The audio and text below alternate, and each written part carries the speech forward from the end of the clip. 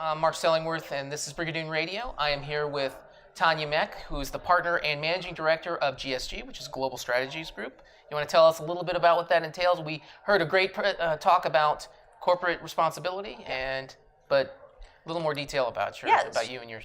Sure. So Global Strategy Group is a public affairs, communications, and research firm founded about 23 years ago. We've got offices across the country, and we're headquartered in New York City.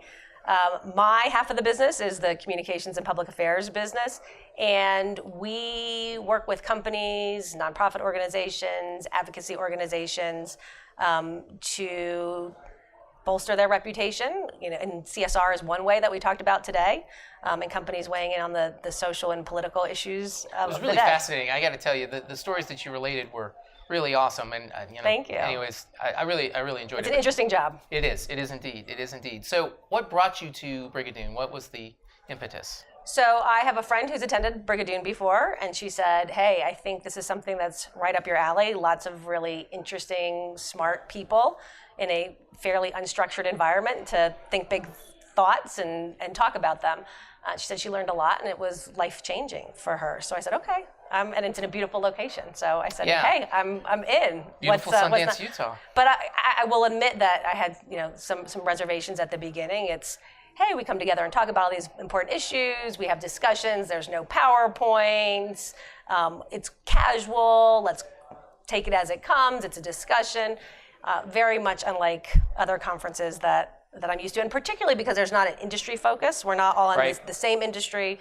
We're not all communicators in different industries. Those are the conferences that I'm used to going to, and so the diversity of attendees was appealing to me. Yeah, that's by intention, so that you can. We'd like to think that we can, rejuvenate and give you a new idea or maybe a fresh perspective to reframe the arguments that when you come back to work. Yeah, it's been great. So speaking of that, big ideas. What are some of the things that you've been really thinking about lately that have really driven your thought processes? Yeah, I think one of the things, and I'm certainly not unique in this space, right, is the polarization of our country. Absolutely. As we know it, I work in politics. Even my corporate work is often grounded in legislative or regulatory battles or initiatives. And so I'm very much of and in that world on a daily basis. And if you watch TV or listen to the radio or talk to your next door neighbor, you know that we are, more polarized as a country and as individuals than ever before. And so I spent a lot of time thinking about not just why that is and how to game the system, because that's my job. Of course. But also what's wrong with that and what we can do differently. So, yeah, on that point, what are some strategies or some examples of things where you've actually tried to break that polarization or tried to reframe the argument? Yeah. So I had, years ago, I had a client, Dr. David Satcher, who was the former U.S. Surgeon General. And he was at Morehouse School of Medicine and starting a leadership institute, mostly around health. But I remember one day I was with him in Atlanta, and we were talking about all of his work. And he said, what is amazing, and you will find if you take time to bring people together and talk to them, is that you have agreement 95 to 99% of the way, even on the most controversial issues. Interesting. He said that the holdup is at that last 1 to 5%, and then that causes a split that you cannot repair. And so we don't take time to acknowledge the places where we do have consensus and where we're coming from. We just go right to that last 1 or 5%.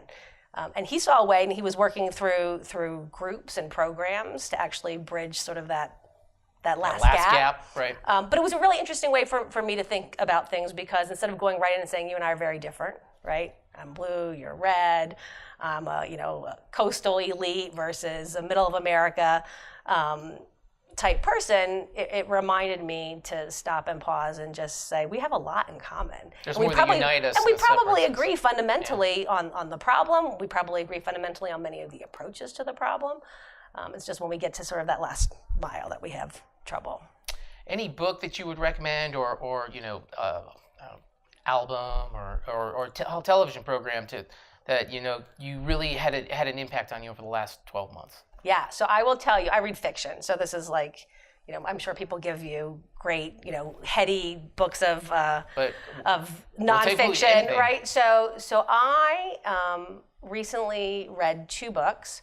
One is called Beartown, and one is called Us Against Them. and it is set in a fictional town in Sweden or Norway. It's actually, I guess it was Sweden because it's actually translated, and it's about a ice hockey team. And it's about some of the politics that go into small town sports, but all with a lens of their competing team, and they're a depressed town, and there's a city, and the city team comes in, and it plays out on the ice and in the homes of these players and these athletes. And there are politicians that are manipulating the system behind to make sure that people didn't come to consensus. And it is a fascinating, and fairly intense, fictionalized look at how people can be divided and purposely divided. So to me, Frederick Baxson, I think, is the author. We'll have a link down below. Last question. Yeah. So you and Jody had a debate, like a crossfire type for years television program. For years, yeah. So who won the majority of the arguments? Oh, for me, for sure. Tell Jody I said that. Yeah, absolutely. Now, what was really interesting is we would have to prep before we went on, because actually Jody and I, to my earlier point, have consensus on most issues.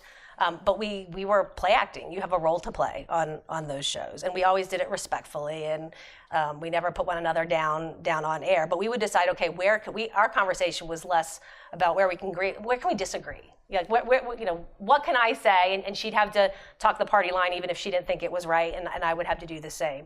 So I think that the challenge was not winning or losing arguments, although I will say that Jody was always much more prepared than I was with her facts and figures. But you and used your emotion to power any time I could, yeah. But it was always a very spirited debate, and the challenge for us was, sometimes keeping a straight face when I know that you just said that you can't support that particular policy, yet here you are, right, defending the current administration. Well, Tanya, thank you so much for taking the time. It was an awesome my presentation, pleasure. Awesome talk. Yeah, thank you for having me. Appreciate it. And more from Brigadoon.